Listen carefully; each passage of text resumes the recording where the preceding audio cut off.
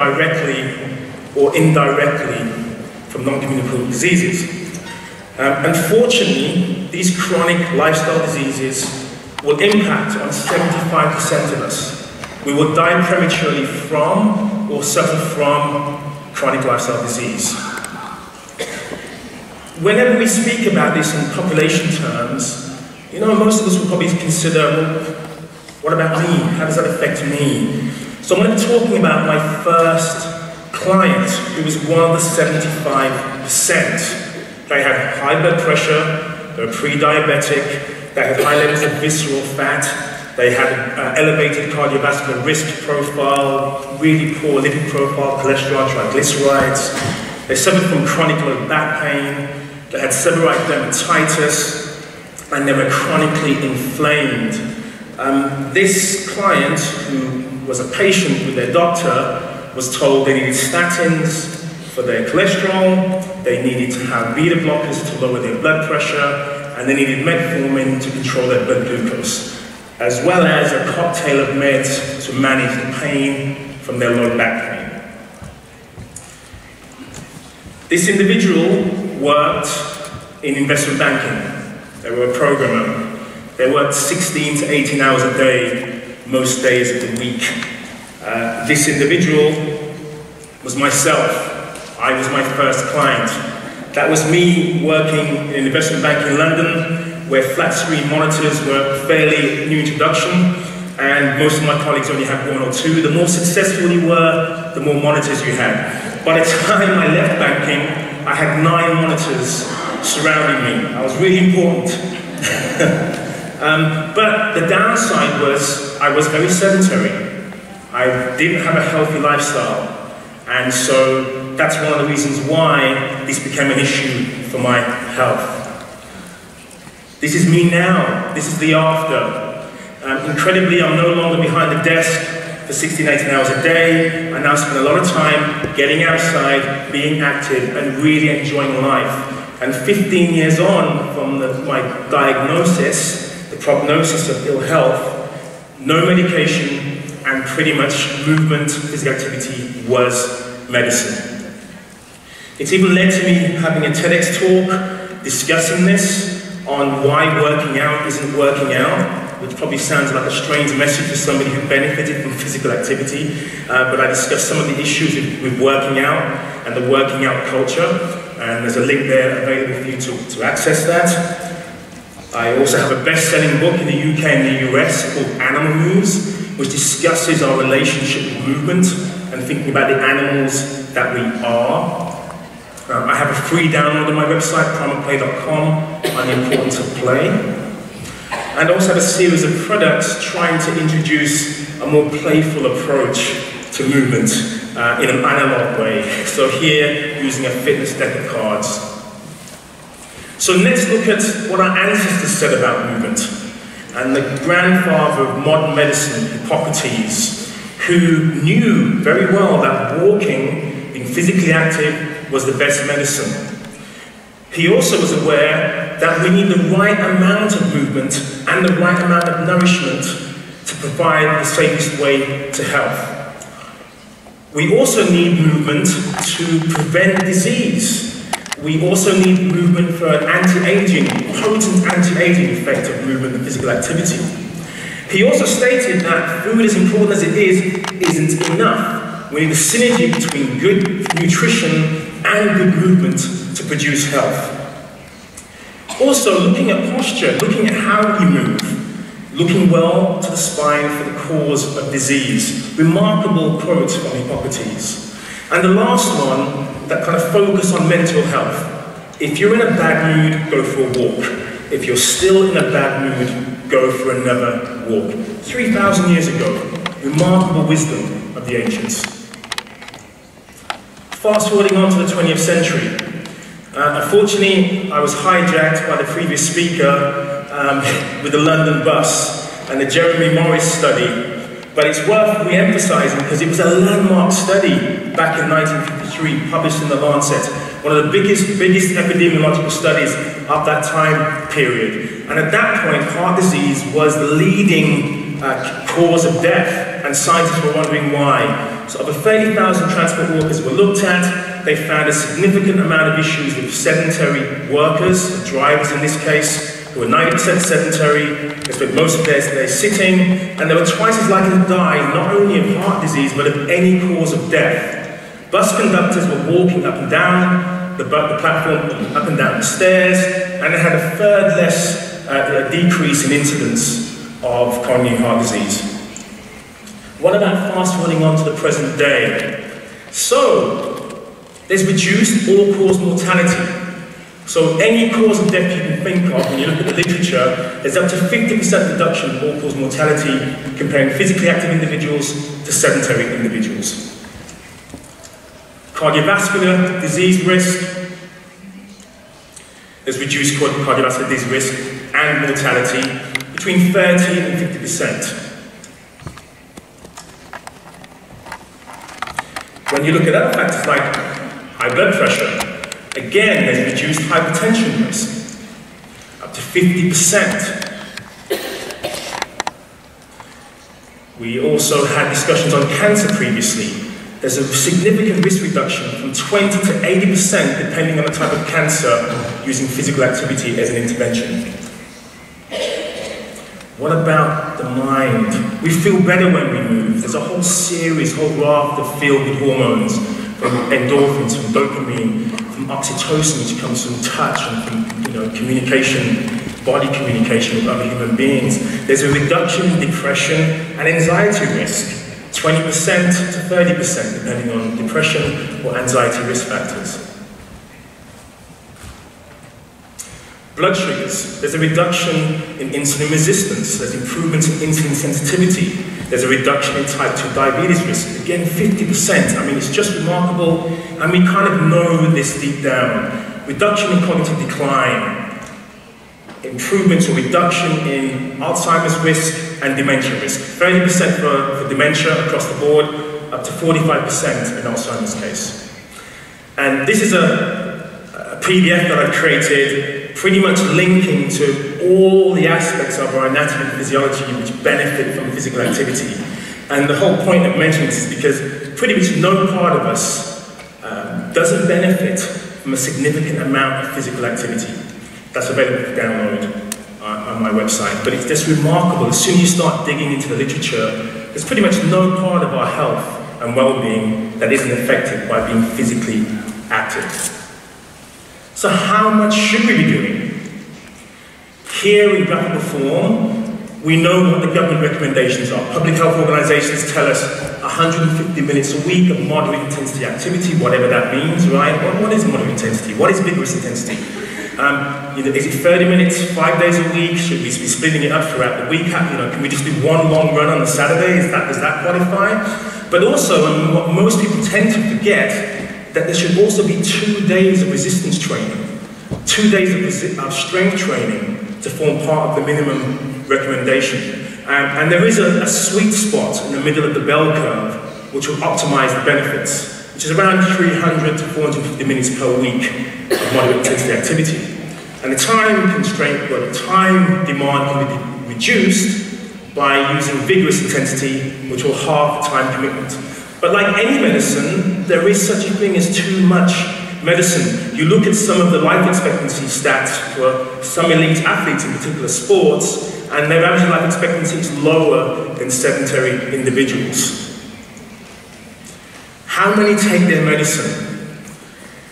In the UK, and pretty much all over the world, about a third of UK adults, it's about 45% of UK children meet the minimum recommendations. As you know, 60 minutes per day for kids from 5 to 17, 18 and above, 150 minutes. But people are lying, because when you have accelerometer devices used in research, and you're tracking the actual amount of activity, then it's only 5% of UK adults meeting the recommendations. And even more alarming, that's not including resistance training.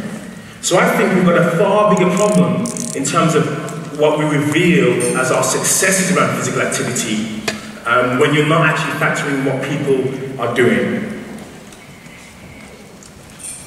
If you want to understand some of the reasons as to why, I wrote a paper called No Play, No Gain, discussing why exercise is such a bitter pill to swallow. Even though we know the benefits, even though we feel great when we do it, why we're not doing it. So, my suggestion is that instead of working out, we should spend more time playing out. So I'd like you all to stand. And I'd like a volunteer on stage. If anyone would like to come on stage, to my volunteer. Anyone? Fiona, that means it's you. Sorry, Fiona.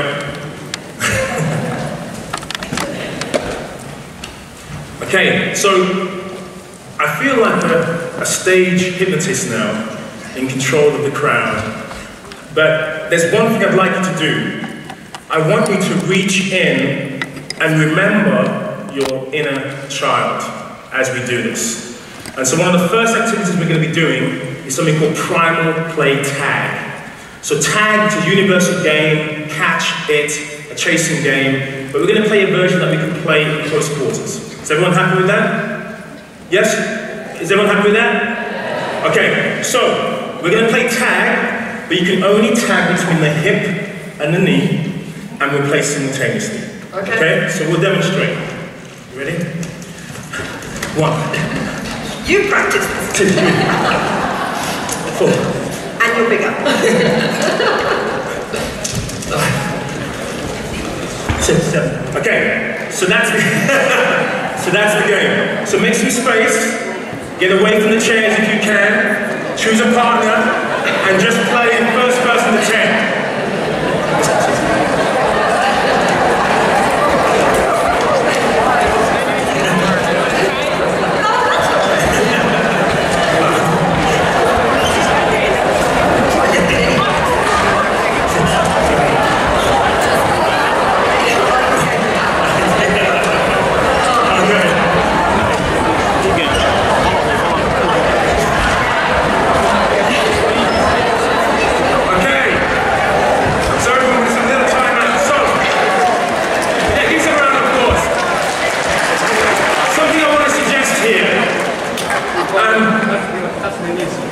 Play is not a spectator sport.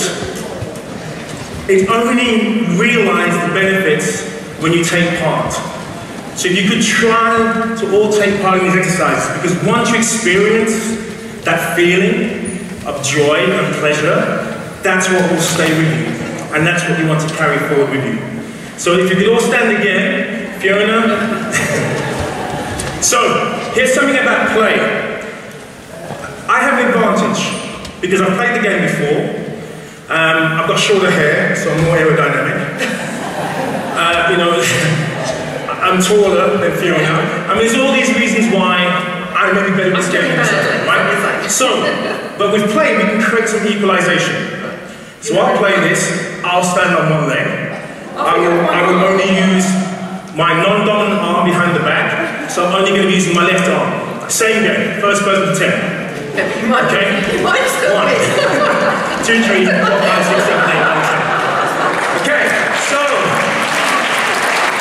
if you have a partner that you feel as if you need to create some equalization, please do so, because it'll be a better experience for both of you. Thank you. I think it's because you're really tight. That's again, it's yes. Yes, so if you go from one tag and then yes. So you know you're trying to kind of think on your feet. It's the hands, it's actually even using it.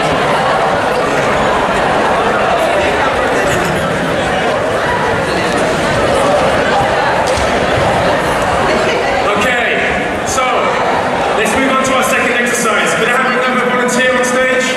Yes. Anyone? Yes, come on, please. Thank you.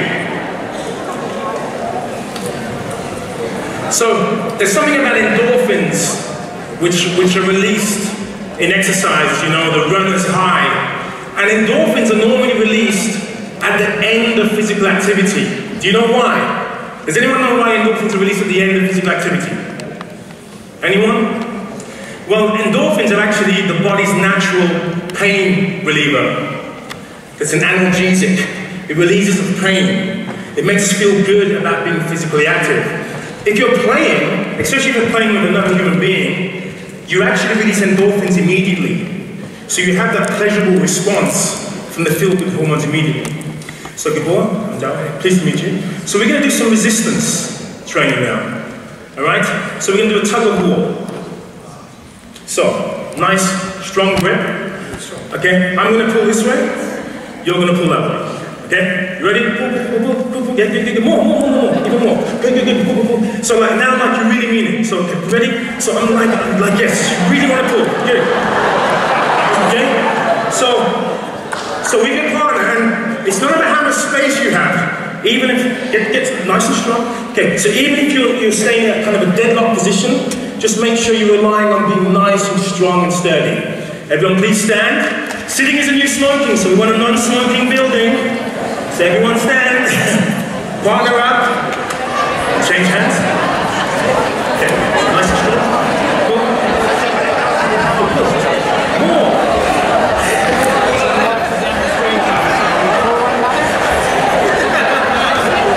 Yeah, so you're losing too much energy going left to right. So you should get all of your force backwards, yes. Yeah, take a step back. Take a step back. You might fall. See? So you want to be taking your body weight back. Okay, thank you.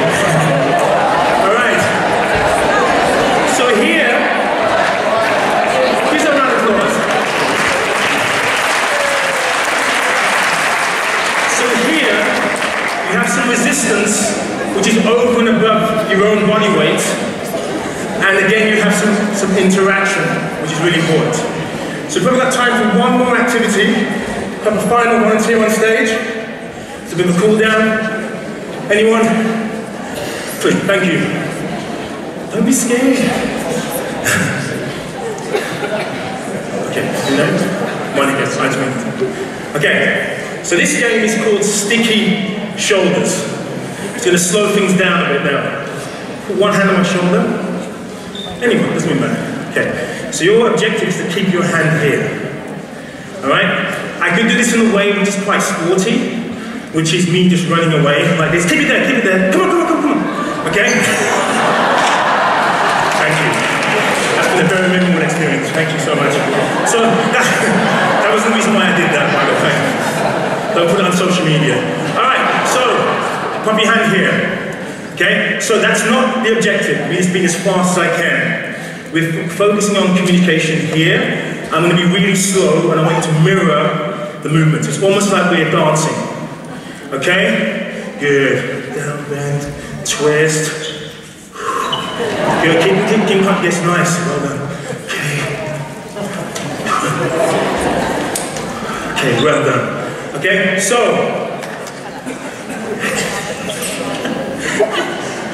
Alright, so partner up and just focus on really slow, graceful, three-dimensional movements.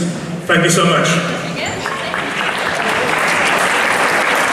So here, you have lots of benefits cognitively, having this improvisational movement.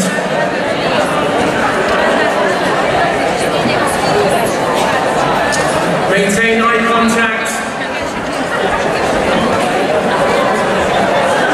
Bend the knees, turn around, slow it down. All right. Give yourself a round of applause. So, in closing, the reason for all of those three activities was for one, to give you a bit of a cardiovascular aerobic hit that was lots of fun. The second was resistance. The third was more about the cognitive coordination aspects. So the left-right brain activity is really elevated based on that. If you'd like to stay in touch with me, you can connect with me at primaplay.com, and I also have a little stand right at the back with my books and other products. Thank you so much for your time.